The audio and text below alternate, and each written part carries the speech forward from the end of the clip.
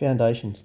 These videos and the knowledge contained herein are made given by the royal countenance and encouragement and the special grace and certain knowledge of His Majesty Stephen I, by the grace of God, King of Australia, Defender of the Faith and Supreme Head of the Holy Church of Australia on earth. That might sound a bit unusual and a bit far-fetched. However, He is what He is, and He did what He did, and He knows what He knows about law and of the foundations of law and of the biblical foundations to which the law derives. And all of the Supreme Court Justices in New South Wales are in agreement with this and have paid their respects to the reigning sovereign. What are foundations? Everybody knows when talking about foundations there are physical foundations as for a building or any other man-made structure, and there are metaphorical and ecclesiastically allegorical foundations, and they share the same premise. And that basic premise is a strong, firmly fixed basis on which to establish something, be that a house, a road, a bridge, or of faith, family and ancestry, or for kingdoms, flags, nations, and even the date and time, and very importantly, for the law. The Australian King's Diction defines foundation as the act of founding, or groundwork, or a basis, or an endowment, and defines found as to lay the basis of, or to firmly fix, or to establish, or to originate, or to endow. So most wouldn't build their houses on soft, unstable or low ground, but many still make the same mistakes. And if you want something to last for 1,000 years, you'd better build it upon stone, or a stone. The Authorised King James Bible tells that houses of your father's name must have good foundations, and tells how to establish foundations by using the signs of the heavens, such as the moon, the sun, and the stars. By observing and recording, one can easily determine exactly where and when they are, and keep time and record their history and build upon these for their foundations. The same applies for realms, kingdoms and nations. The extent of a kingdom or a nation's boundary must be known by all within and recognised and acknowledged by other kingdoms and other nations, and this requires long established foundations, especially in law, and by having a true and definable line of authority through the Crown. This is something that we have and the de facto governments, both federal and state, do not have and can never honestly acquire.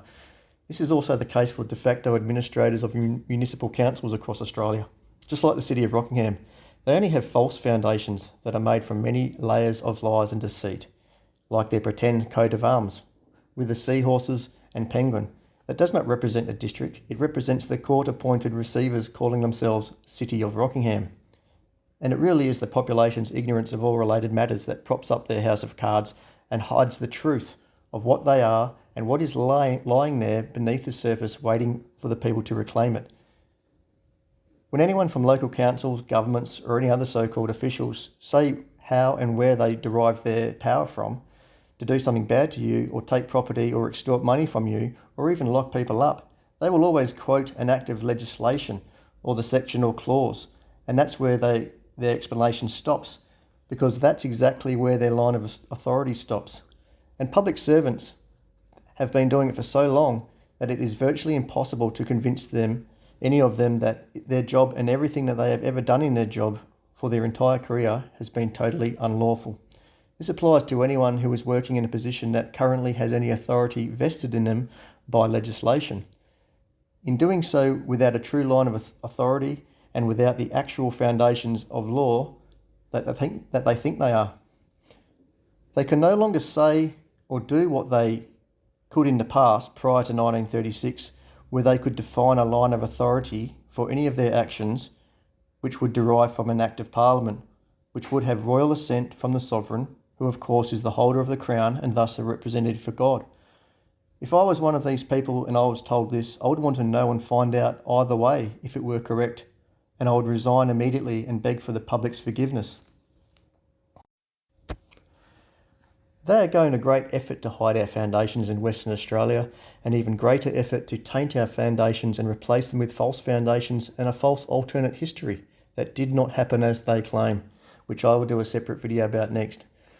But in closing here, I will warn that even though they might be hiding our foundations and creating foundations based on deceit, they are still foundations nonetheless. And if you don't know your true foundations or aren't even allowed to know or have the means of finding out anymore, because they've deemed as culturally insensitive or deemed as hate speech or misinformation, then their foundations will get stronger over time and they will just become true. So what can you do? You don't have to wait to found your own foundations. You don't have to make them up as you go along like they do. They are already laid for you in authorised King James Version Bible and in the skies every night and both at dawn and dusk, at the rising and the going down of the sun. Once you start learning about all things foundational about your realm, you will get stronger and you can help others learn about the Shrine of Remembrance in Melbourne and the true purpose for why it was built and what makes it one of the holiest places in where heaven is anchored to the land through the crown and the rock of remembrance and holds the land of our realm up from being submerged beneath the Roman seas. Regardless of what they say of the shrine, it is not a war memorial, it is a shrine of remembrance. God save the King.